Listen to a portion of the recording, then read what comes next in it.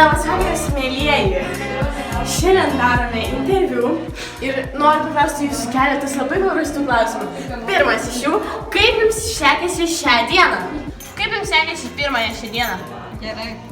Puikiai. Ką naujo sužinojote, ką galite papasakoti? Daug naujo sužinau, Taliną biškį pamačiau. Čia yra Wi-Fi užtenka.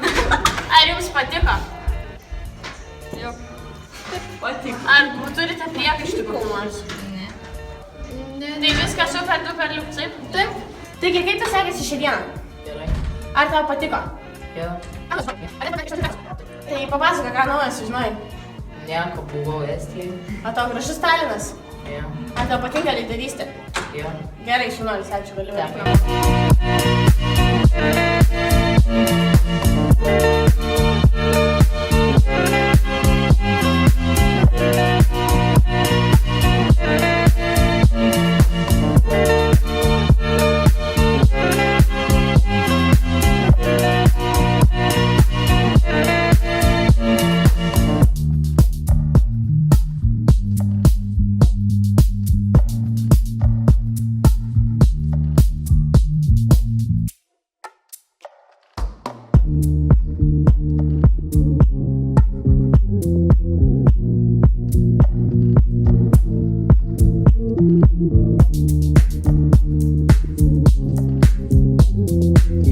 Sveiki!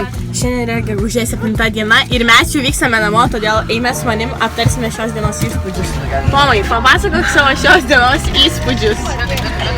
Įdomu, labai smagu ir naudinga. Ką naujo sužinojai? Visko daug naujo. Ar daug naujo pamatėjai? Labai daug naujo pamačiau. Ar tau patiko? Labai. Taip, Sintija, ką sužinojai šiandien naujo? Ką patyrei? Kas gero? Tartu Maksimai Vosą pardavinėja. Kaip girdėjote, tik tai tiek.